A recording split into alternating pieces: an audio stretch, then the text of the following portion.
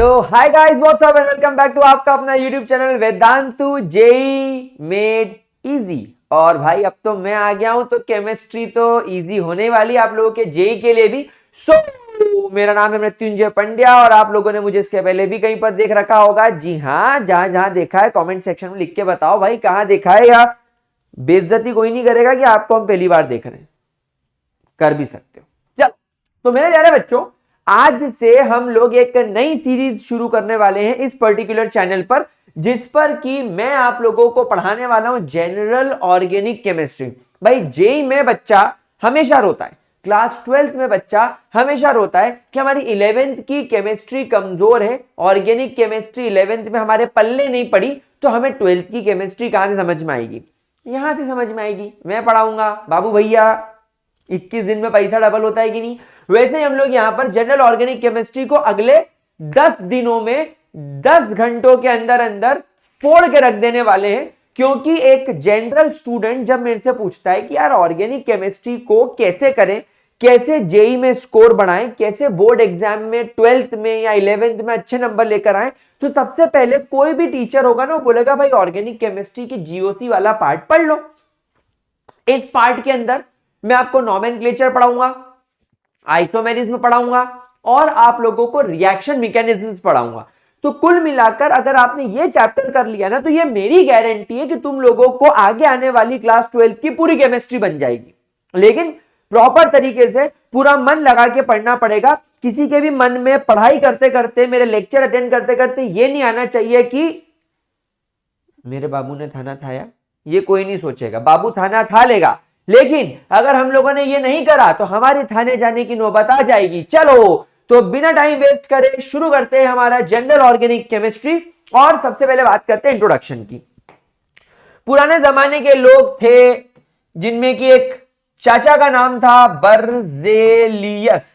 Berzelius नाम के जो चाचा थे, ये टिपिकल जैसे तुम्हारे दादी दादाजी रहते होंगे, नानी नाना जी रहते होंगे, उनके दादा दादी रहते होंगे, एकदम ऑर्थोडॉक्स है। हमारे घर में ये कुछ नहीं होगा, हमारे घर की बहुएं गाड़ी नहीं चलाएगी, हमारे घर के लड़के पार्टीज नहीं करेंगे, केवल पूजा पाठ करेंगे, मतलब बिल्कुल ट्रेडिशनल। बर्जेलियस भी ट्रेडिशनल केमिस्ट्री वाले थे। इनका पूरा ध्यान वो भगवान, वो ऊपर वाइटल फोर्स, केवल उसी पे रहता था। तो लोग रोते रोते आए बर्जेलियस के पास, पूछा है बर्जेलियस अंकल ऑर्गेनिक केमिस्ट्री क्या है, ऑर्गेनिक कंपाउंड्स क्या है। इन्होंने बोला ऑर्गेनिक कंपाउंड्स कहां कहां देखे जाते हैं, ऑर्गेनिक कंपाउंड्स कौन कौन से होते हैं। तो लोगों ने बोला सर जैसे डीएनए, ये एक ऑर्गेनिक कंपाउंड है, आरएनए ये एक ऑर्गेनिक कंपाउंड है, प्रोटीन्स ये एक ऑर्गेनिक कंपाउंड है, जो दवाइयां बनती है मेडिसिन्स ये एक ऑर्गेनिक कंपाउंड है, हम लोग जो कपड़े वगैरह पहनते हैं जैसे कॉटन का कपड़ा होता है, तो वो एक ऑर्गेनिक कंपाउंड की केमिस्ट्री के अंदर आता है। उसके अलावा जो हम लोग खाना खाते हैं उसमें जैसे कार्बोहाइड्रेट्स होता है, वो एक ऑर्गेनिक कंपाउंड्स है। बेवड़ो ओ बेवड़ो, जो दारू पीते हो अल्कोहल्स, वो एक ऑर्गेनिक कंपाउंड्स है। हमारी बॉडी में जो लिपिड्स होते हैं वो एक ऑर्गेनिक कंपाउंड्स हैं, है ना। मतलब बेसिकली हमारे आसपास हमारे जो पेट्रोल है, फ्यूल, वो एक ऑर्गेनिक कंपाउंड है। हमारा जो डीजल्स है वो एक ऑर्गेनिक कंपाउंड है। देन उसके अलावा क्या बोलेंगे, और भी जो जो आपको याद आ रहा है, हमारे आसपास रोटी कपड़ा मकान फ्यूल, ये सारी चीजें ऑर्गेनिक केमिस्ट्री का पार्ट है, ऑर्गेनिक कंपाउंड्स है। तो बर्जेलियस ने बोला एक बात बताओ, ये सारी चीजें कहां कहां से मिलती हैं, या तो एनिमल की बॉडी से या तो प्लांट की बॉडी से।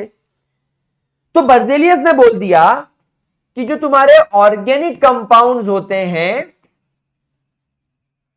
Are obtained from, organic compound जो होते हैं they are obtained from animal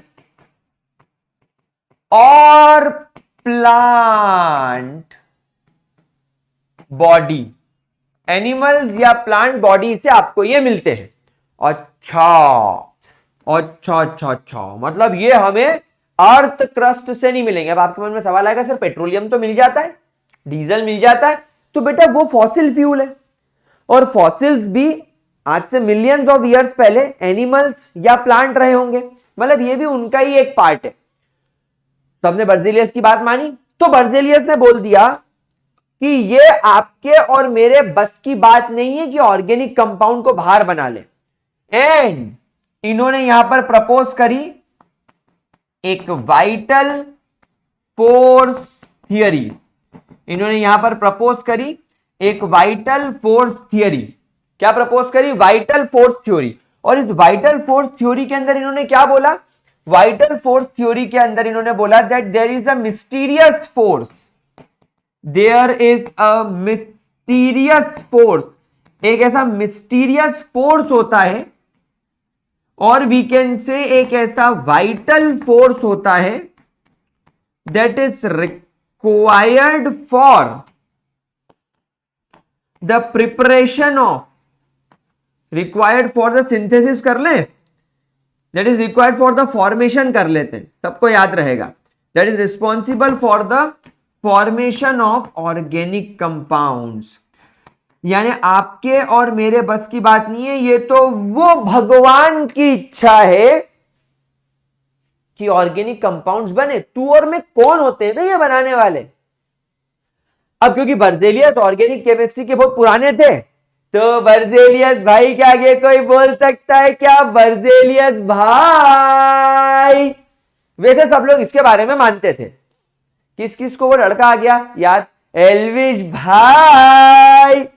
वैसे सब लोग बर्जेलियस को भी मानते थे, बिग बॉस का विनर, एंड सबने वाइटल फोर्स थ्योरी को एक्सेप्ट कर लिया। सबने बोला कि ये जितने भी ऑर्गेनिक कंपाउंड्स हैं, ये सारे के सारे ऑर्गेनिक कंपाउंड्स जो होते हैं, ये एनिमल और प्लांट की बॉडी में अपने आप बनते हैं। कोई मिस्टीरियस फोर्स, कोई देविक शक्ति, कोई भगवान का आशीर्वाद, कोई चमत्कार ही है जो बना सकता है। ठीक है, मान ली बात, क्या करें। लेकिन क्या हुआ? बाद में वोलर करके एक साइंटिस्ट आया, एंड सबसे इंटरेस्टिंग बात क्या है कि ये जो एफ वोलर है ना, ये बर्जेलियस का स्टूडेंट था। एफ वोलर जो है वो बर्जेलियस का स्टूडेंट था। तो एफ वोलर जो है वो काम कर रहा था एक कंपाउंड पर जिसे कुछ ऐसा पढ़ा जाता है, NH4CNO। NH4CNO ये जो है इस कंपाउंड पर काम कर रहा था। इस कंपाउंड का नाम है अमोनियम साइनेट। क्या नाम है इस कंपाउंड का? बोलो बोलो, tell ammonium cyanate. So he was working on ammonium साइनेट।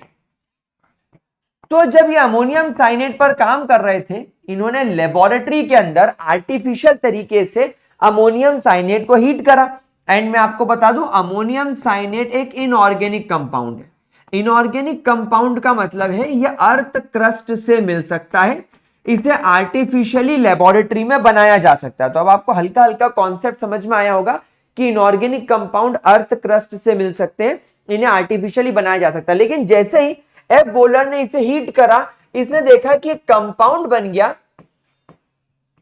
जिसे कुछ इस तरीके से दिखाई पड़ रहा है, NH2CONH2, एंड इस कंपाउंड को बोलते हैं यूरिया। और यूरिया तो मेरे गुलजारी लालो, मेरे बच्चों, मेरे बकुड़ों, मेरे लाडलो, एक ऑर्गेनिक कंपाउंड है। ओए यार, ये तो गड़बड़ हो गई, ओए ये तो लात पड़ गई अपने टीचर के पेट पे। ओ वोलर, तू तो पापी निकला और हमारी वाट लगा दी। तो एफ वोलर ने क्या किया? अमोनियम साइनेट को यूरिया में कन्वर्ट कर दिया, और ये पूरा का पूरा प्रोसेस उसने लेबोरेटरी में करा, यानी आर्टिफिशियली करा। और यहां पर एफ वोलर ने प्रूव कर दिया कि we can prepare organic compound in laboratory, there is no vital force required. तो यहां पर हम बोल सकते हैं that there is no vital force required to prepare organic compound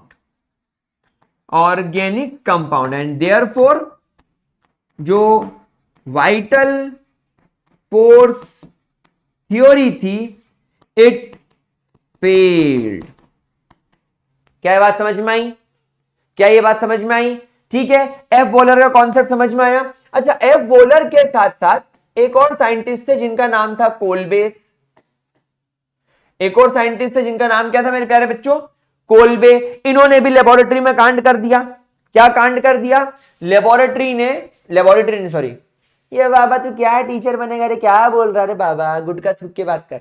Kolbe जो है, कोलबे ने सिंथेसाइज कर दिया, कोलबे ने सिंथेसाइज कर दिया, ही सिंथेसाइज्ड एसिटिक एसिड। इन्होंने एसिटिक एसिड सिंथेसाइज कर दिया, वो भी लेबोरेटरी में। तो ये भी एक झटका लग गया बर्जेलियस की वाइटल फोर्स थ्योरी को, बहुत बड़ा झटका था, है ना। एक और साइंटिस्ट है बर्थलॉट। एक और साइंटिस्ट, इनका नाम क्या था? बर्थलॉट। बर्थलॉट ने क्या किया? बर्थलॉट ने क्या किया? THE।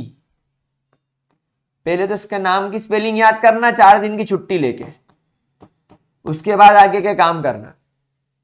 ये सब इंडियंस ने काम क्यों नहीं करे, मेरे समझ में नहीं आता। बढ़िया, बर्थलॉट की जगह अभी कुछ इसका अच्छा सा बी से नाम होता, लाइक बबीता जी। क्या बात है बबीता जी, बबीता जी सिंथेसाइज करती हो, कितना अच्छा याद रहता हमको। लेकिन नहीं, जेठालाल को तो बबीता जी के दर्शन करने, तो कहां से सिंथेसाइज करेगा बताओ आप, है कि नहीं। सो बेसिकली जो इन्होंने सिंथेसाइज कर दिया एक और organic compound methane in laboratory. तो कुल मिलाकर अब यहां पर कोलबेज ने, बर्थलॉट ने, वोलर ने बर्जेलियस की वाइटल फोर्स थ्योरी को तोड़ दिया। तो फिर हमारे मन में सवाल आया कि कहना क्या चाहते हो, ऑर्गेनिक कंपाउंड किसको बोलते हैं। So finally after lots and lots of research हमें एक बात समझ में आई कि इस दुनिया में जितने भी ऑर्गेनिक कंपाउंड्स हैं उन सब के अंदर एक चीज कॉमन है, और वो क्या? वो है कार्बन। और दूसरा कॉमन चीज है हाइड्रोजन।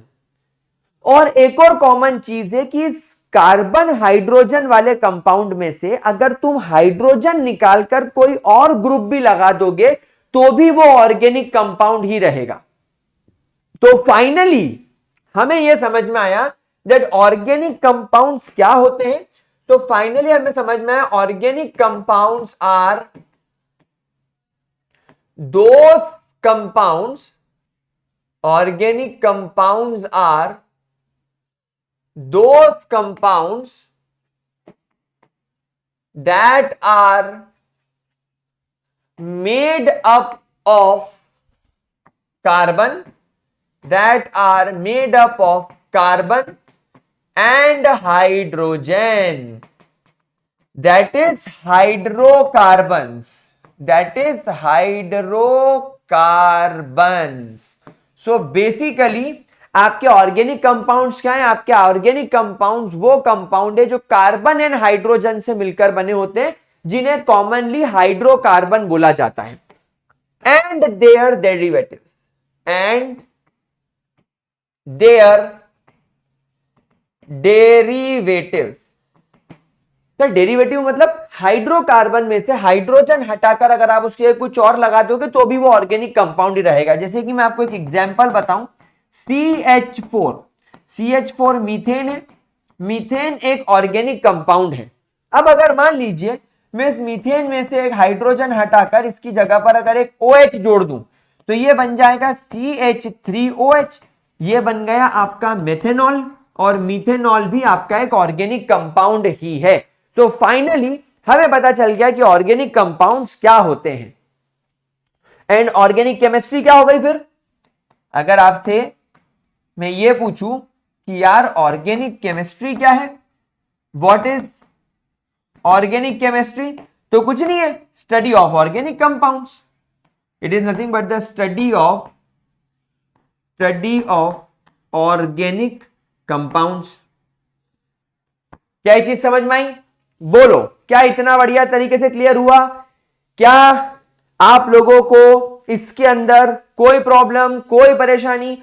मेरे प्यारे बच्चों इसको बढ़िया तरीके से कर लो, मतलब मैं कह रहा हूं अगर ये कर लिया ना मजा आ जाएगा।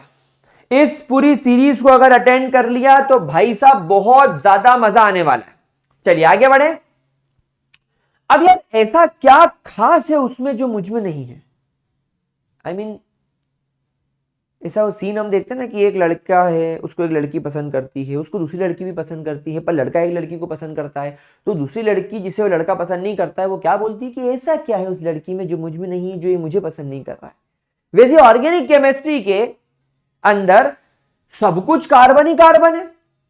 मतलब आज की तारीख में ऑर्गेनिक केमिस्ट्री के अंदर आपको 10 लाख से ज्यादा ऑर्गेनिक कंपाउंड्स दिख रहे हैं और ये ससुरा सब कार्बन बना डाल रहा है। तो कार्बन में ऐसा क्या है कि अकेला कार्बन आज की तारीख में दुनिया में 10 लाख से भी ज्यादा कंपाउंड बनाए बैठा है। वही सल्फर, ऑक्सीजन, नाइट्रोजन तो अपनी वेदांतु पे पढ़ा रहा हूं मैं, घर पे नहीं पढ़ा रहा हूं। हाँ, तो बाकी एलिमेंट्स ऐसा क्यों नहीं कर पा रहे? कार्बन, ऑक्सीजन, नाइट्रोजन जैसे एलिमेंट्स, आयरन, सोडियम, कॉपर, निकल जैसे एलिमेंट्स में वो क्या चीज मिसिंग है जो कार्बन के अंदर है और जिसकी वजह से वो इतना ज्यादा वर्सेटाइल है, इतने ज्यादा कंपाउंड्स बना सकता है। तो यहां पर हम लोग बात करेंगे वर्सेटाइल नेचर, यहां पर हम लोग बात जरूर करेंगे इसके बारे में, that what is the reason behind the versatile nature of carbon. Versatile nature of carbon के पीछे, वर्सेटाइल नेचर ऑफ कार्बन के पीछे क्या रीजन है? तो बेटा सबसे पहला रीजन तो क्या है कि कार्बन जो है वो कैटेनेशन नाम की एक प्रॉपर्टी शो करता है। It shows catenation property. Catenation property का मतलब है खुदी से मैंने इश्क किया रे, मतलब खुदी से मैंने इश्क किया रे, मतलब सेल्फ लिंकिंग प्रॉपर्टी। खुदी से प्यार कर लो, सेल्फ लिंकिंग प्रॉपर्टी, यानी कार्बन को बाहर किसी के साथ में जुड़ने की जरूरत नहीं है। एक कार्बन दूसरे कार्बन से, दूसरा कार्बन तीसरे कार्बन से, तीसरा कार्बन चौथे कार्बन से, चौथा कार्बन पांचवें कार्बन से जुड़ जुड़ के एक लंबी चेन बना सकता है। जुड़ जुड़ के सब ब्रांच बना सकता है, पेड़ की शाखा की तरह, जैसा पेड़ ऐसा फैल जाता है वैसा कर सकता है। जुड़ जुड़ के रिंग बना सकता है। यानी एक कार्बन दूसरे कार्बन से, दूसरा तीसरे से कीप ऑन लिंकिंग, लगातार जुड़ के एन नंबर ऑफ कंपाउंड बना सकते हैं। इसको बोलते हैं सेल्फ लिंकिंग प्रॉपर्टी। आपको थोड़ा सा इसका एग्जांपल अगर मैं आपको बताऊं तो आपको ज्यादा बेहतर तरीके से क्लियर होगा। जैसे अपन इसका एग्जांपल देखें, सो एक कार्बन दूसरे से, दूसरा तीसरे से, तीसरा चौथे से, ऐसा करके ये एक लंबी चेन बना सकता है और ये चेन बहुत लंबी हो सकती है। 100 200 कार्बन जुड़ सकते हैं। ये कार्बन दूसरे कार्बन से, दूसरा कार्बन तीसरे कार्बन से, इस तरीके से ये लोग चेन भी बना सकते हैं। चेन के बाद इस प्रकार से ये लोग जुड़कर ऐसी ब्रांचिंग भी बना सकते हैं। आपने देखा यहां पर किस तरीके से ब्रांच बन गई, तो इनके पास में यहां पर ब्रांचिंग करने का भी ऑप्शन होता है। एन नंबर ऑफ ब्रांचेस निकल सकती हैं। और तीसरा, ये कार्बन दूसरे से, इस तरीके से ये कार्बन से अटैच होकर एक क्लोज रिंग भी बना सकता है। एक इस तरीके का रिंग लाइक स्ट्रक्चर का भी ये लोग फॉर्मेशन कर सकते हैं। तो क्योंकि कार्बन के पास में कैटेनेशन प्रॉपर्टी होती है, सेल्फ लिंकिंग प्रॉपर्टी होती है, ये इस तरीके का काम कर सकता है। नो डाउट बाकी एलिमेंट्स के पास भी सेल्फ लिंकिंग प्रॉपर्टी होती है। जैसे कि अगर मैं आपसे बात करूं सिलिकॉन की, सिलिकॉन के पास में भी कैटेनेशन प्रॉपर्टी होती है, but only up to 8 atoms. मतलब ये ज्यादा लंबा जुड़ नहीं सकता। सिलिकॉन भी लगभग 8 एटम तक जुड़ता है, फिर ये भारी हो जाता है, टूट जाता है। कार्बन ऐसा नहीं कर सकता। सल्फर के पास भी अगर अपन बात करें तो सल्फर के पास भी कैटेनेशन की प्रॉपर्टी होती है। अगेन सल्फर भी अप टू 8 एटम्स तक कैटेनेशन प्रॉपर्टी शो करता है, फिर अगर उससे ज्यादा होगा तो टूट जाएगा। ऑक्सीजन की बात करें तो ऑक्सीजन तो अप टू 3 कर सकता है केवल। ओजोन, तो क्या होता है कि बाकी एलिमेंट्स के पास में प्रॉपर्टी तो होती है कैटेनेशन करने की, लेकिन एक लिमिट तक। इसकी कोई लिमिट नहीं है। क्यों? क्योंकि इसका एटॉमिक साइज, इसके अंदर number of electron, number of proton, ये सब मिलाकर कार्बन को एक आइडियल एटम बना देते हैं कैटेनेशन शो करने के लिए। दूसरी बात, जो कार्बन के पास में है, जो किसी और के पास में नहीं है इतनी अच्छी, that is tetravalency. That is tetravalency. Tetravalency का मतलब होता है 4 unpaired electrons, 4 unpaired valence electrons, 4 unpaired valence electrons. Carbon के आउटर मोस्ट शेल में आपको 4 अनपेयर्ड इलेक्ट्रॉन्स दिखाई देते हैं, और ये 4 अनपेयर्ड इलेक्ट्रॉन एक वक्त में 4 एक जैसे या 4 अलग अलग, 3 एक जैसे एक अलग, 2 एक जैसे 2 अलग, जैसे कितने कंपाउंड के साथ में बॉन्ड बना सकता है। सो एट अ सिंगल टाइम एक कार्बन एटम 4 डिफरेंट बॉन्ड बना सकता है, 4 डिफरेंट एटम के साथ, या 4 सेम टाइप के बॉन्ड बना सकता है 4 सेम टाइप के एटम के साथ। जैसे कि अगर आपने यहां पर देखा कि मैंने कार्बन से अगर मान लो यहां पर 4 हाइड्रोजन अटैच कर दिए, तो ये इसने एक वक्त में 4 हाइड्रोजन को अटैच कर लिया। ऐसा भी हो सकता है कि यहां पर आपने एक OH जोड़ दिया, एक फ्लोरीन जोड़ दिया, एक क्लोरीन जोड़ दिया, तो यहां पर कार्बन ने 4 अलग बॉन्ड बना लिए। ये भी पॉसिबल है, वो भी पॉसिबल है, पर आप देखो एक सिंगल कार्बन एक वक्त में 4 बॉन्ड बनाने की ताकत रखता है। क्या ये बात समझ में आ गई? So that is tetravalency. उसके बाद में कार्बन के पास में एक और बहुत अच्छी प्रॉपर्टी होती है कि ये मल्टीपल बॉन्ड्स का भी फॉर्मेशन कर सकता है। मतलब केवल ये आपको इस तरीके से सिंगल बॉन्ड बनाता हुआ नहीं दिखेगा, ऐसे 1 2 3 4, ये मल्टीपल बॉन्ड भी बना सकता है। इनफैक्ट ये मल्टीपल बॉन्ड चाहे तो कार्बन कार्बन के बीच में भी आपको डबल बॉन्ड दिख सकता है, एक कार्बन दूसरे कार्बन से ट्रिपल बॉन्ड का फॉर्मेशन भी कर सकता है। यानी एक कार्बन अपने जैसे दूसरे कार्बन के साथ में भी मल्टीपल बॉन्ड बना सकता है। यानी कार्बन चाहे तो दूसरे एटम के साथ में भी आप लोगों को मल्टीपल बॉन्ड बनाता हुआ दिख सकता है। मतलब कार्बन कैन फॉर्म, आप यहां पर लिख सकते हैं इस बारे में, डेफिनेटली आप ये चीज चाहे तो लिख सकते हैं that carbon can form multiple bonds with carbon and with other atoms also. समझ में आई बात मेरे प्यारे बच्चों? क्या ये चीज आप लोगों को क्लियर हुई? तो ये कुछ ऐसी प्रॉपर्टीज है जो कार्बन को बाकी एलिमेंट से अलग बनाती है, जिसकी वजह से कार्बन मल्टीपल बॉन्ड बना सकता है, बहुत सारे बॉन्ड बना सकता है, n नंबर ऑफ बॉन्ड बना सकता है। ठीक है, चलिए आगे बढ़ते हैं। अब बात करते हैं सिग्मा एंड पाई बॉन्ड की। देखो बहुत इंपॉर्टेंट क्वेश्चंस आते हैं कि आपके कार्बन के पास में कितने सिग्मा बॉन्ड है, आपके कार्बन के पास में कितने पाई बॉन्ड है। तो हमेशा ध्यान रखना है जो सिग्मा बॉन्ड होता है it is always the single bond. Sigma bond हमेशा कैसा बॉन्ड होता है? हमेशा ये एक सिंगल बॉन्ड होता है। लेकिन ये जो पाई बॉन्ड होता है, ये पाई बॉन्ड आपको हमेशा डबल या ट्रिपल बॉन्ड के अंदर देखने को मिलेगा। अब मैं आपको इसको प्रॉपर एग्जांपल से समझाता हूं ताकि आपको ज्यादा बेटर तरीके से इसकी अंडरस्टैंडिंग डेवलप हो। देखो, तो यहां पर जैसे मान लो आपके पास में कार्बन है, ये इससे हाइड्रोजन जुड़े हुए हैं, यहां पर एक डबल बॉन्ड है, यहां पर एक कार्बन है, और इस कार्बन से फिर हाइड्रोजन जुड़े हुए हैं। तो यहां पर कार्बन के पास में जितने सिंगल बॉन्ड हैं उन सभी सिंगल बॉन्ड को हमें सिग्मा मानना है। तो यहां पर आप जब देखोगे तो यहां पर आप देख पा रहे हो कि ये कार्बन हाइड्रोजन में सिंगल बॉन्ड है, तो इसको मैं सिग्मा बोल दूंगा, इसे भी मैं सिग्मा बोल दूंगा, और इसे भी मैं सिग्मा बोल दूंगा। सिमिलरली इसको भी मैं सिग्मा बोलूंगा, इसको भी मैं सिग्मा बोलूंगा, और इसको भी मैं सिग्मा बोलूंगा। अब बात आती है ये 2 कार्बन के डबल बॉन्ड की। तो देखो, जब ये 2 कार्बन में डबल बॉन्ड बना होगा तो बात समझना, सबसे पहले तो एक सिंगल बॉन्ड ही बना होगा। भाई डबल बॉन्ड है तो अगर आपने कोई चीज डबल कर रहे हो तो सबसे पहले पहला करा होगा ना। भाई किसी को अगर पहली एक लड़की पसंद आई है और अब दूसरी लड़की भी पसंद आ गई है, या किसी लड़की को पहले एक लड़का पसंद आया अब दूसरा लड़का भी पसंद आ गया, तो भाई तुमको एक साथ 2 लड़के तो पसंद आए नहीं होंगे, कुछ 1 मिनट का या 1 सेकंड का तो फर्क होगा। समझ में आ रही बात? तो मतलब कोई ना कोई तो पहला होगा। वैसे ही हम मान लेते हैं कि ये वाला बॉन्ड पहला होगा, तो हम इस पहले बॉन्ड को सिग्मा नाम दे देंगे। हम इस पहले बॉन्ड को नाम दे देंगे सिग्मा, कि भाई तू इसकी मां उसकी मां सबकी मां सिग्मा है।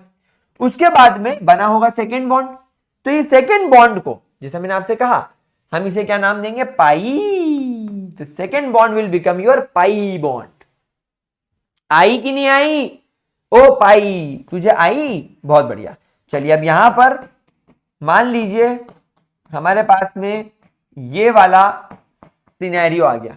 अब इसके अंदर क्या करेंगे भाई? सर हमको कोई टेंशन नहीं है, आपने हमें जो सिखाया हम सीख गए। इसको बोलेंगे इसकी मां उसकी मां सबकी मां सिग्मा सिग्मा सिग्मा। ये कार्बन के पास में 4 सिग्मा है, एंड डेफिनेटली ये कार्बन ये नाइट्रोजन के अंदर, डेफिनेटली जैसा मैंने आपसे कहा, ये कार्बन और नाइट्रोजन के अंदर ये पहला बॉन्ड बना होगा, ये दूसरा बना होगा, ये तीसरा बना होगा। तो मैं इमेजिन कर रहा हूं कि ये मेरा पहला बॉन्ड है, तो मैंने इसको नाम दे दिया सिग्मा। ये मेरा दूसरे नंबर का बॉन्ड है, तो इसको मैंने नाम दे दिया पाई।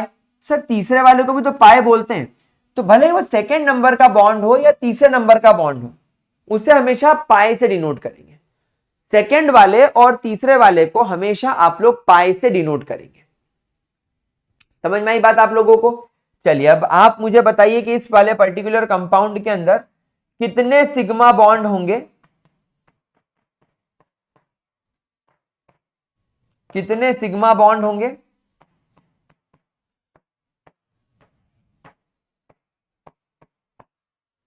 और कितने पाई बॉन्ड होंगे? चलिए बताइए, इस पर्टिकुलर कंपाउंड के अंदर कितने सिग्मा है कितने पाई है? फटाफट बिना टाइम वेस्ट करे, कितने सिग्मा कितने पाई? चलो भैया हम तुमको बताएं। वाह वाह, तो ये तो, ओ यार ये तो रिदम बन गई। हाँ बहुत अच्छा है, मुझे बहुत अच्छा लगा, ये मुझे आने लग गया। आप ही ने कहा था ना सर कि अपने सर से सीख के आओ, मैं अपने सर से सीख के आया। आप कहे तो मैं जादू नहीं बोलेगा, ये तुम्हारे जादू का जादू है मां। तो जब आप लोगों के केमिस्ट्री में नंबर अच्छा नहीं लग जाएंगे तो आप अपने स्कूल जाकर क्या कहेंगे? आप ही ने कहा था ना सर वेदांतों पे सीख के आओ, मैं वेदांतों से सीख के आया। हाँ ये वेदांतों का जादू है मां, सर बहुत अच्छा पढ़ाते हैं। ऐसा बोलोगे कि नहीं बोलोगे? कमेंट सेक्शन में जरूर बताना। और कमेंट सेक्शन में कोई नहीं लिखेगा ओम ओम ओम ओम ओम ओम ओम ओम। चलो तो जितने भी सिग्मा बॉन्ड दिख रहे हैं सबको बाय बोलना पड़ेगा, नहीं सिग्मा बोलना पड़ेगा। Very good. तो ये सिग्मा हो गया, ये सिग्मा, ये सिग्मा, ये सिग्मा, ये भी सिग्मा, ये भी सिग्मा, ये भी सिग्मा, ये भी सिग्मा, ये भी सिग्मा, और ये नीचे वाला भी सिग्मा। तो कितने सिग्मा हो गए?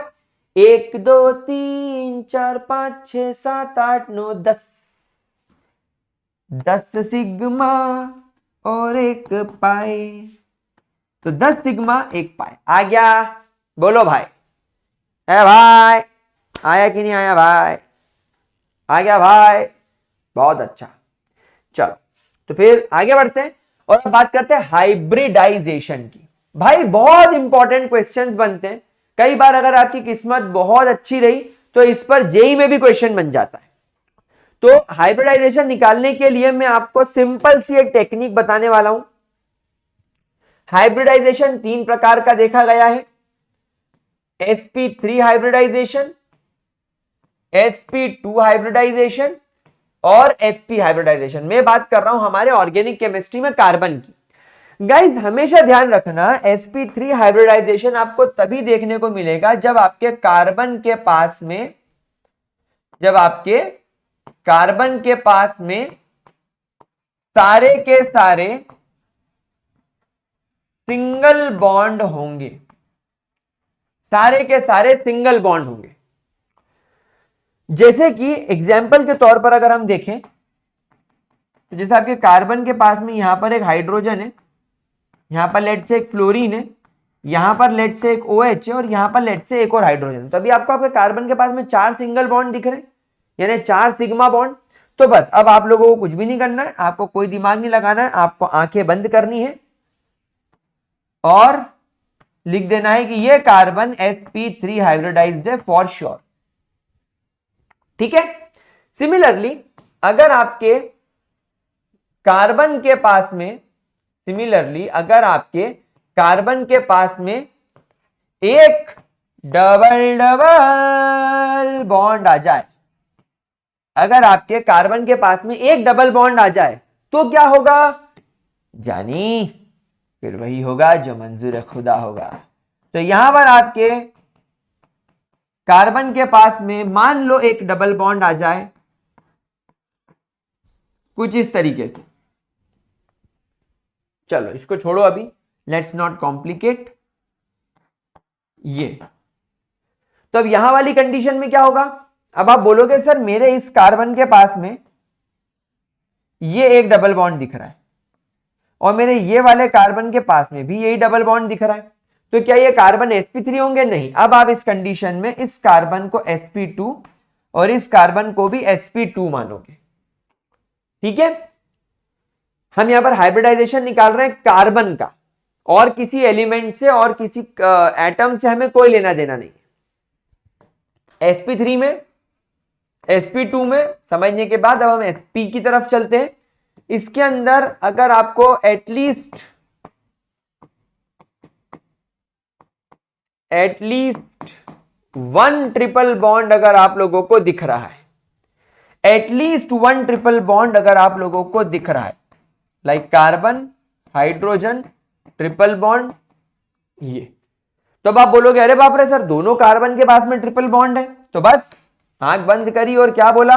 बेटा तू sp है और बेटा कार्बन तू भी sp है। ओयो ओ आए यो ओई ओई आऊ ए यो आया आया आया आया आया आया आया आया। चलो एग्जाम्पल करते हैं। एक एग्जाम्पल के साथ मुझे बताओ, मान लीजिए आपके पास में कंपाउंड है CH3CO CH3, इसमें मौजूद तीनों कार्बन के मुझे हाइब्रिडाइजेशन बताइए। इसके अंदर मौजूद तीनों कार्बन के मुझे हाइब्रिडाइजेशन बताइए। देखो तो सबसे पहले बेटा आपको है ना ऐसे कंपाउंड्स को एक्सपैंड कर लेना चाहिए। जैसे ये कार्बन है, डेफिनेटली ये कार्बन से और ये कार्बन से जुड़ा हुआ होगा। भाई ऑर्गेनिक कंपाउंड में कार्बन कार्बन के बीच में लिंकेज होता है, ये बेसिक बात ध्यान रखना। तो ये 3 कार्बन एक दूसरे से जुड़े हुए होंगे। चलो ये जोड़ दिया मैंने। अब ये वाले कार्बन के पास में 3 हाइड्रोजन है, तो बस आपके कार्बन की वैलेंसी सेटिस्फाइड। अब ये कार्बन किसी और के साथ मुंह काला नहीं करेगा। ये कार्बन के पास भी 3 हाइड्रोजन है कोने वाले, तो ये भी किसी के साथ मुंह काला नहीं करेगा। अब ये कार्बन के पास में एक ही ऑक्सीजन है। अब आप खुद समझो ना, ये कार्बन के 2 बॉन्ड तो बन गए, बाकी 2 किससे बनाएगा? बाकी 2 ये ऑक्सीजन से बनाएगा ना यार बच्चों। अब आप बताओ क्या होगा? ये वाले कार्बन के पास में तो सर मेरे को 4 सिंगल बॉन्ड दिख रहे हैं sp3, सर इसके पास भी मुझे 4 सिंगल बॉन्ड दिख रहे हैं sp3, लेकिन बच्चों मेरे गुलजारे लालो ये कार्बन के पास में आपको दिखता है एक डबल बॉन्ड, तो हम इसे बोलेंगे sp2। समझ में आया? Is it very much clear? कोई दिक्कत, कोई परेशानी? चलिए तो लेट्स मूव अहेड, आगे बढ़ते हैं और अब बात करते हैं रिप्रेजेंटेशन की। अब हम यहां पर बात करते हैं हमारे कंपाउंड के रिप्रेजेंटेशन की। तो गाइज हमारे जो ऑर्गेनिक कंपाउंड होते हैं उसे हम 3 टाइप से रिप्रेजेंट कर सकते हैं। एक होता है कंप्लीट, दूसरा होता है कंडेंस्ड और तीसरा होता है बॉन्ड लाइन। Bond line. अब कंप्लीट का मतलब है हर चीज की डिटेलिंग डालनी पड़ेगी। कंप्लीट का क्या मतलब है? हर चीज की डिटेलिंग डालनी पड़ेगी। जैसे मान लीजिए मैं यहां पर बना रहा हूं एक compound CH3 CH2 CHCl HOH ये। तब आप देखो इस कंपाउंड को मैंने कैसे बनाया, हर डिटेलिंग डाली इसमें। मैंने आपको बताया कि कार्बन कार्बन के बीच में कितने बॉन्ड है। आप बोलोगे सर हर कार्बन के बीच में सिंगल बॉन्ड है। ये कार्बन के पास में 3 सिंगल बॉन्ड से हाइड्रोजन है, ये कार्बन के पास में 2 सिंगल बॉन्ड से हाइड्रोजन है, इस कार्बन के पास में 1 क्लोरीन 1 हाइड्रोजन है, इस कार्बन के पास में 2 हाइड्रोजन है। मतलब इसके अंदर हमने हर बॉन्ड और हर एटम को कंप्लीटली शो किया है। लेकिन जब मैं इसी कंपाउंड को कंडेंस्ड में ले जाऊंगा ना, जब मैं इसी कंपाउंड को कंडेंस्ड में ले जाऊंगा ना, तो मैं कार्बन कार्बन और कार्बन हाइड्रोजन के बीच के बॉन्ड को शो करना बंद कर दूंगा। मतलब अब मैं क्या करूंगा, अब मैं इस कंपाउंड में जैसे ये C और ये HHH है, मैं इसको ज्वाइन करके CH3 बना दूंगा। कंडेंस्ड में मैं उसको ज्वाइन करके CH3 बना दूंगा। क्या ये बात समझ में आई? क्या ये बात समझ में आई? कोई परेशानी, कोई दिक्कत? अब क्या कर सकता हूं मैं, अब मैं इस कार्बन कार्बन के बॉन्ड को भी नहीं बनाऊंगा, केवल लिखूंगा CH2, ये देखो। फिर इस कार्बन के पास में लिखूंगा CH, और या तो मैं एक सिंगल बॉन्ड लगा के Cl बना दूंगा, क्योंकि Cl एक फंक्शनल ग्रुप है। Cl एक फंक्शनल ग्रुप है, हम केवल कार्बन कार्बन और कार्बन हाइड्रोजन के बीच के बॉन्ड शो नहीं करेंगे। मतलब जो ओरिजिनल ऑर्गेनिक कंपाउंड होता है ना, कार्बन हाइड्रोजन, हम उनके बीच के बॉन्ड शो नहीं करेंगे, बाकी सबके बॉन्ड को शो करेंगे। फिर हम यहां पे लिखेंगे CH2, क्योंकि 2 हाइड्रोजन है, और यहां पर लगा देंगे OH। या तो ऐसा लिखो, या तो कुछ लोग क्या करते हैं, कुछ लोग इनकी भी इज्जत नहीं करते हैं, लिखते हैं CH3 CH2 CH और एक ब्रैकेट लगाकर लिख देते हैं Cl।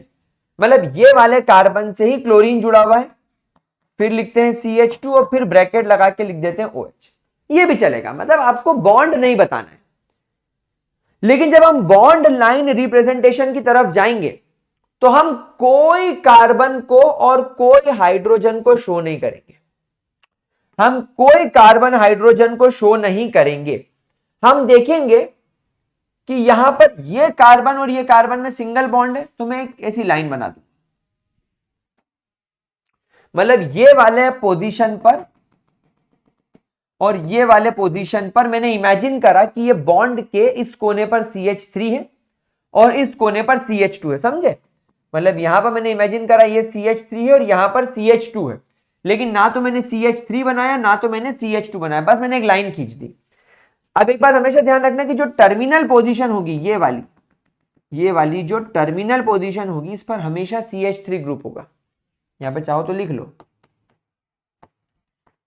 कि जो आपकी टर्मिनल पोजीशन होगी, it always have methyl group, CH3 group हमेशा होगा, है ना। फिर ये कार्बन और ये कार्बन में भी सिंगल बॉन्ड है, तो अब ये लाइन को मैं नीचे ले गया, ऐसा जिगजैग बनाना है। मतलब इसको हमको जिगजैग पैटर्न में बनाना है, समझ गए? जिगजैग बॉन्ड्स बनाने। फिर ये कार्बन और ये कार्बन में सिंगल बॉन्ड है, तो फिर इसको ऊपर ले जाओ। तो अब आप देखो, ये वाले पोजीशन पर एक CH2 आ गया, ये वाले पोजीशन पर एक CH2 आ गया, लेकिन इस वाले कार्बन के पास में क्लोरीन भी है, तो यहां पर एक लाइन बनाकर मुझे Cl जरूर लिखना पड़ेगा। आई बात समझ में?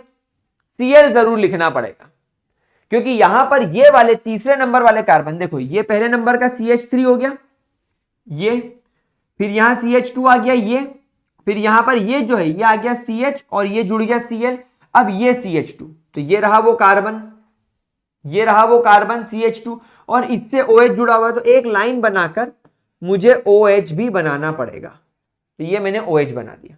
तो ये इस तरीके से आप इन कंपाउंड्स को रिप्रेजेंट कर सकते हैं 3 अलग अलग तरीकों से। क्या ये बात मेरे प्यारे बच्चों आपको समझ में आ रही है? क्या ये बात मेरे प्यारे बच्चों आप लोगों को समझ में आ रही है? एक बार जरा ध्यान से चेक करके मुझे बताएं। ठीक है, कोई परेशानी? चलिए एक एग्जाम्पल और मुझे करके बताओ। मान लीजिए आपके पास में कंपाउंड है CH3 CH2 CH2 CH Cl COOH। अब मान लो इस कंपाउंड को आपको रिप्रेजेंट करना है, तो कंप्लीट स्ट्रक्चर जब आप इसका बनाओगे, तो कंप्लीट स्ट्रक्चर में ये कार्बन के पास में 3 हाइड्रोजन, फिर पास वाले कार्बन के पास में 2 हाइड्रोजन, फिर पास वाले कार्बन के पास में 2 हाइड्रोजन, फिर हाइड्रोजन, क्लोरीन, फिर कार्बन, फिर कार्बन से डबल बॉन्ड O, फिर O, फिर H, COOH। COOH हमेशा ऐसे बनाया जाता है, COOH हमेशा ऐसे बनाया जाता है, C डबल बॉन्ड OOH। बेटा कार्बन के 4 बॉन्ड सेटिस्फाई करना है, कार्बन के 4 बॉन्ड सेटिस्फाई करना है, तो आप खुद ही समझ गए कि ये कार्बन और ये कार्बन में तो सिंगल बॉन्ड आ गया, ये OH का ये ऑक्सीजन ने ये कार्बन के साथ में सिंगल बॉन्ड बनाया और ये हाइड्रोजन के साथ में सिंगल बॉन्ड बनाया, तो ऑक्सीजन भी सेटिस्फाइड। लेकिन अब ये वाला ऑक्सीजन जो हमेशा डबल बॉन्ड बनाता है, जैसे इस ऑक्सीजन ने भी 2 बॉन्ड बनाए, एक ये और एक ये, तो ये ऑक्सीजन के 2 बॉन्ड हो गए, लेकिन ये ऑक्सीजन को 2 बॉन्ड बनाने, ये कार्बन को भी 2 बचे हुए बॉन्ड बनाने, एक ही हो गया, एक ही हो गया, तो ये डबल बॉन्ड में आ गया।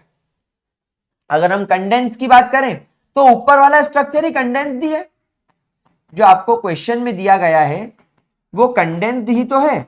मैं इसको थोड़ा और कंडेंस्ड कर देता हूं, ये कंडेंस्ड हो गया।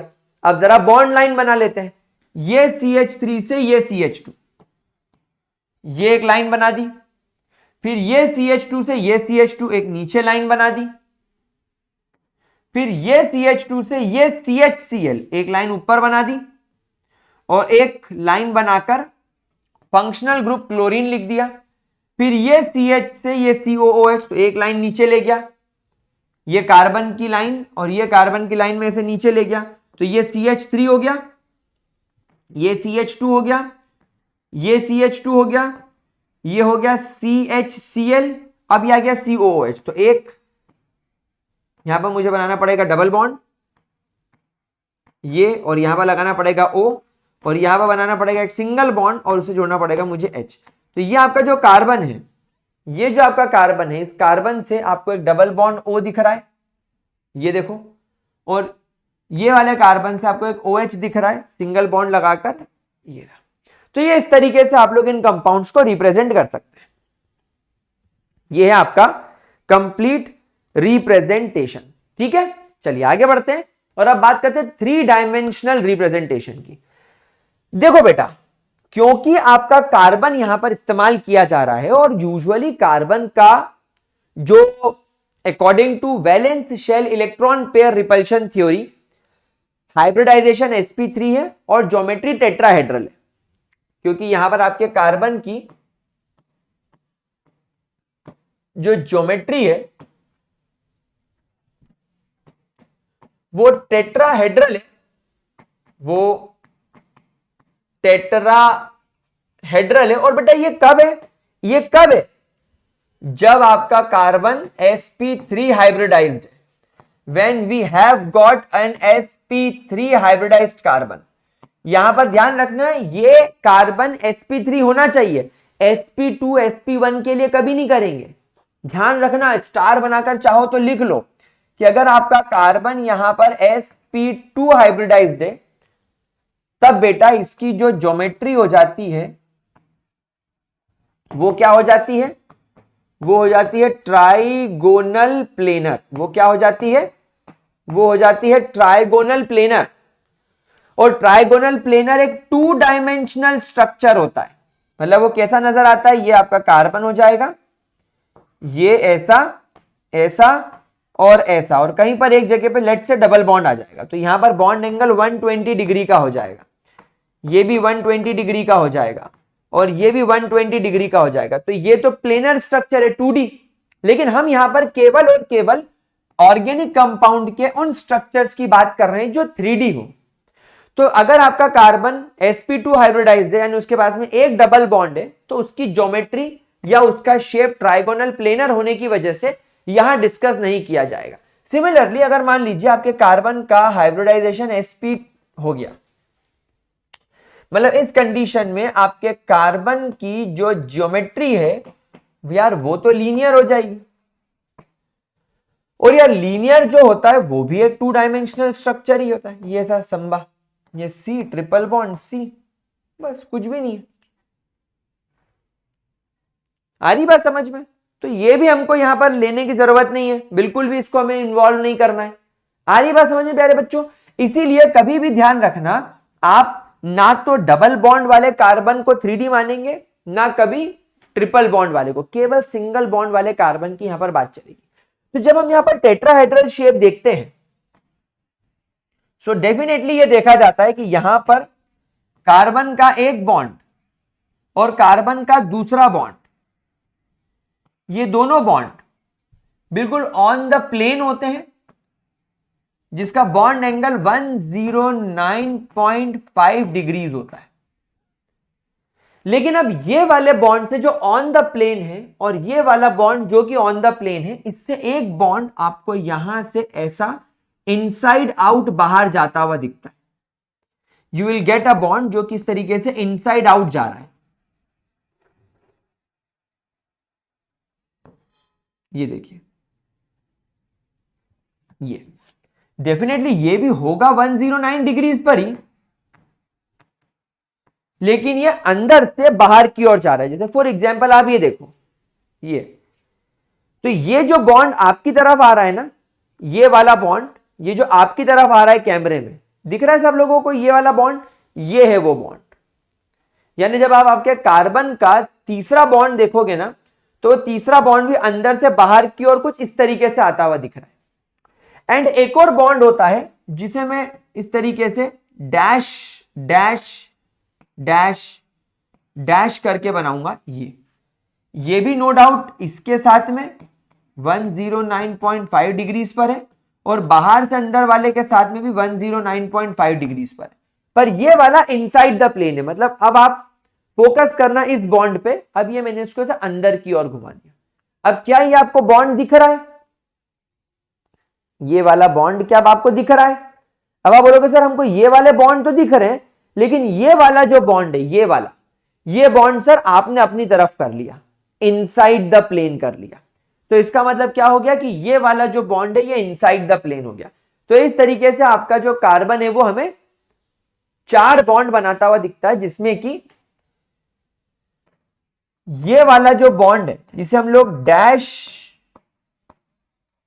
वेज्ड बॉन्ड बोलते हैं, ये हमेशा इनसाइड द प्लेन की बात करता है, यानी कि आपके बोर्ड के पिछवाड़े घुस गया ये। मतलब अगर ये बोर्ड आपका प्लेन है तो ये बोर्ड के अंदर घुस गया, दीवार फाड़ के पीछे वाले कमरे में चला गया। इसे हम बोलते हैं सॉलिड वेज्ड बॉन्ड। ये शो करता है आउटसाइड द प्लेन। ये क्या शो करता है? आउटसाइड द प्लेन, यानी बोर्ड फाड़ के बाहर आ गया। वहीं पर ये वाले जो 2 बॉन्ड है बेचारे, एक ये और एक ये सिंपल ऑन द प्लेन ही रहते हैं। यानी एक आपको ऐसा बनता हुआ दिखाई देगा और एक आपको 109 डिग्री पर ऐसा बनता हुआ दिखाई देगा, एक ऐसा और एक ऐसा। तो इस तरीके से आप 3 डायमेंशनली किसी भी कंपाउंड को रिप्रेजेंट कर सकते हो जो आपकी इच्छा हो। ठीक है, चलो तो अब आगे बढ़ते हैं और अब बात करते हैं ऑर्गेनिक कंपाउंड्स के क्लासिफिकेशन की।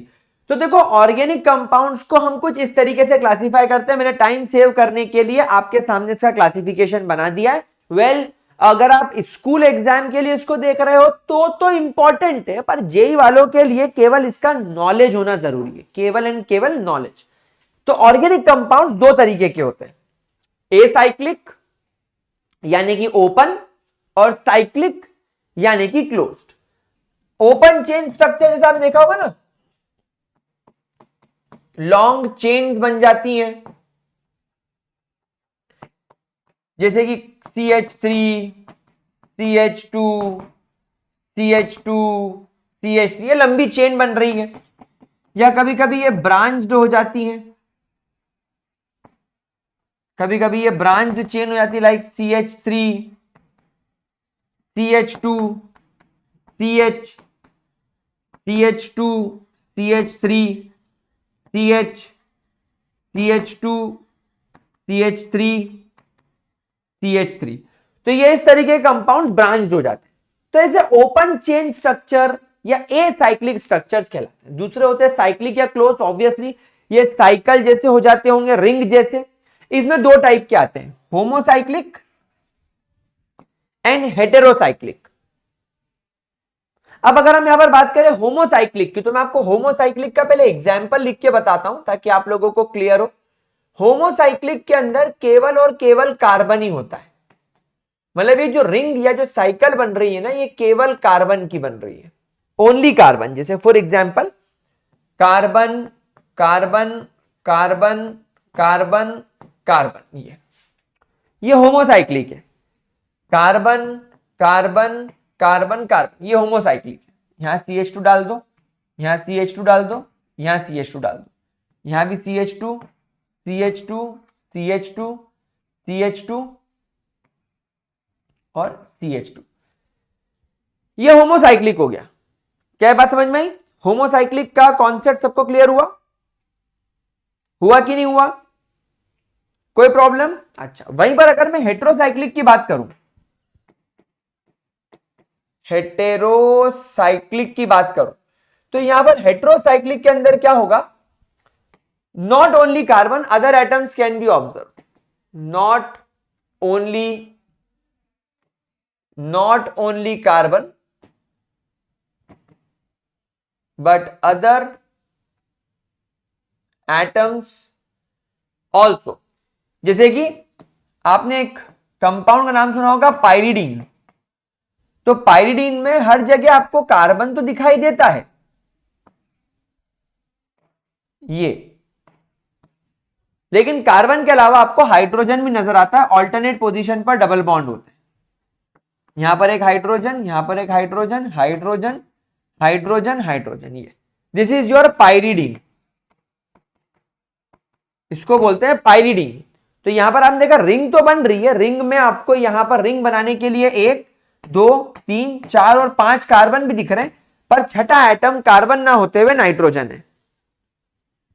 एक और रिंग बनती है फ्यूरान, यहां डबल बॉन्ड, यहां डबल बॉन्ड, लेकिन यहां पर आ गया ऑक्सीजन, मतलब यहां कार्बन, यहां कार्बन, यहां कार्बन और यहां कार्बन, इस 5 एटम की रिंग में 4 कार्बन है और 1 ऑक्सीजन है। इसको क्या बोलते हैं?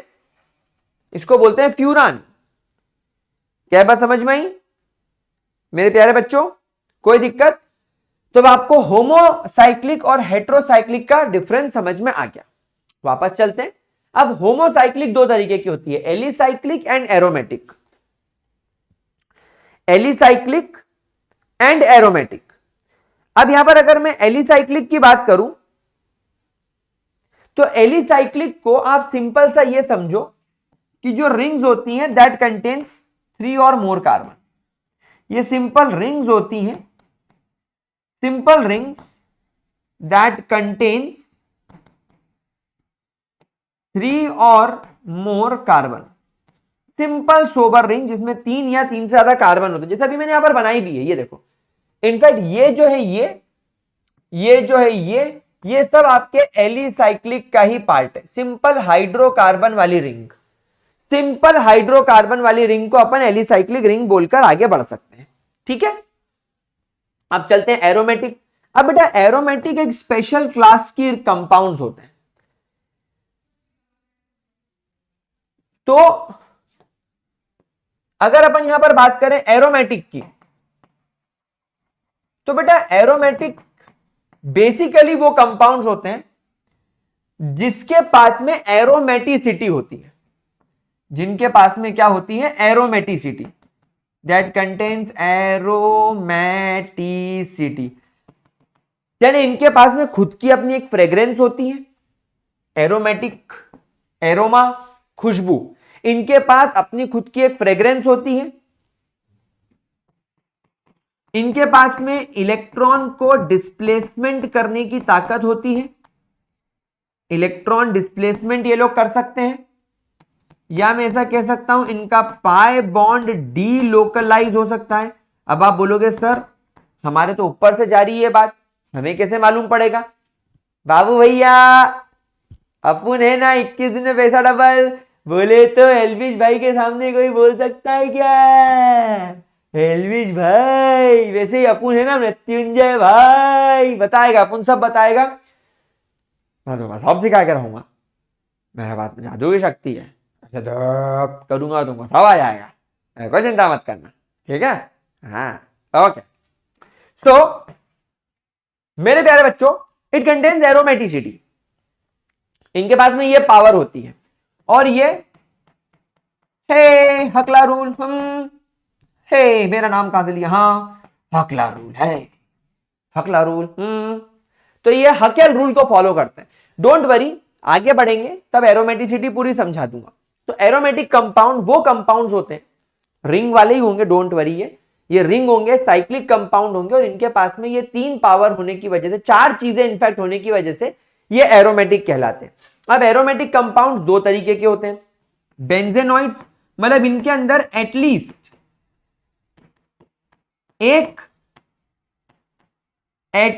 एक बेंजीन की रिंग होती है, और नॉन बेंजेनॉइड्स के पास में बेंजीन रिंग नहीं होती। They do not contain the benzene ring, इनके पास में बेंजीन रिंग बिल्कुल नहीं होती। आ रही बात समझ में?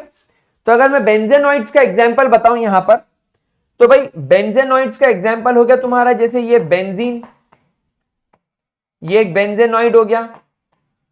फिर आपने वो, अभी जैसे सर्दी आने वाली है तो आप लोग अपने विंटर के कपड़े निकालोगे, उन विंटर के कपड़ों में वो व्हाइट व्हाइट कलर की गोलियां रखते हो। ये जब आप लोग पब्लिक टॉयलेट्स में सू सू करने जाते हो तो वहां पर रंग बिरंगी गोलियां पड़ी रहती, गोल गोल, pink, green, yellow, blue colour की, जिसमें तो खुशबू आती है। उसको अपन जनरल भाषा में, देसी भाषा में फिनाइल की गोली बोलते हैं, फिनाइल की गोली। लेकिन एक्चुअली उसको बोला जाता है नेफ्थलीन बॉल, उसको बोला जाता है नेफ्थलीन बॉल्स। तो नेफ्थलीन बॉल्स भी एरोमेटिक कंपाउंड में बेंजेनॉइड्स का पार्ट है। एरोमेटिक कंपाउंड्स में ये भी एक बेंजेनॉइड्स का पार्ट है, क्योंकि इसके अंदर बेंजीन रिंग आपको दिखाई दे रही है। वहीं अगर मैं यहां पर आप लोगों से नॉन बेंजेनॉइड्स की बात करूं, मतलब वो लोग जिनके पास में एरोमेटिसिटी तो है, एरोमेटिसिटी तो ये लोग रखते हैं, पर बिचारों के पास में बेंजीन का रिंग नहीं है। तो इसका एग्जाम्पल होता है ट्रोपोलॉन। देखो मैं बनाता हूं ट्रोपोलॉन, ट्रोपोलॉन क्या एक बार में साला बनता नहीं है।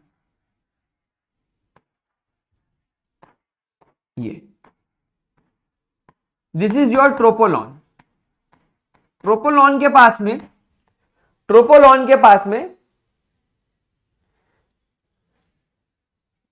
एरोमेटिसिटी तो है, पर उसके पास में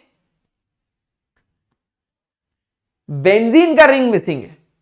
तो ये हो गया आपका नॉन बेंजेनॉइड। ठीक है, तो गाइस विद दिस हम लोगों ने हमारे आज के लेक्चर का पार्ट 1 डे 1 कंप्लीट कर लिया, जिसमें पूरा इंट्रोडक्शन आ गया, पूरी ऑर्गेनिक केमिस्ट्री का बेसिक आ गया। अब कल की क्लास से हम लोग शुरू करने वाले हैं IUPAC nomenclature, which is going to be huge importance, जिसकी इंपॉर्टेंस आपको जेई में, नीट में, या बोर्ड्स में, या अभी आप CUET देने जाओगे उसमें, या ओलंपियाड में, हर जगह होगी। तो पूरा बेसिक से सीखेंगे, सारे रूल्स प्रॉपर तरीके से पढ़ेंगे, एक एक करके कंपाउंड्स के नाम देखेंगे, एक एक करके उनकी प्रैक्टिस करेंगे, बढ़िया तरीके से पढ़ेंगे। तो आज का वीडियो प्रॉपर तरीके से रिवाइज करना, आज जैसे मैंने नोट्स बनाए हैं वो साथ साथ बना लेना, एंड मुझे कमेंट सेक्शन में आप लोगों का फीडबैक चाहिए कि क्या समझ में आया, समझ में नहीं आया, क्या प्रॉब्लम है। मैं उसको अगले वीडियो में कैरी फॉरवर्ड करके आपके डाउट डिस्कस कर लूंगा, लेकिन मुझे पता चलना चाहिए, मैं कमेंट्स चेक करूंगा। तो विद दिस आज का लेक्चर हम यहीं पर खत्म करते हैं। Thank you so much for joining, and I hope आपकी केमिस्ट्री को मैंने थोड़ा सा इजी किया होगा। तो सी यू टुमारो, एंड अगर चैनल पर नए हो तो बेटा सब्सक्राइब कर लो वेदांतु जेई मेड इजी को, एंड अगर पहले से सब्सक्राइब किया हुआ है वीडियो को लाइक मारो, दोस्तों के साथ शेयर करो। मृत्युंजय पंड्या इज हियर, किस बात का फियर। चलो बाबा, टाटा टाटा टाटा।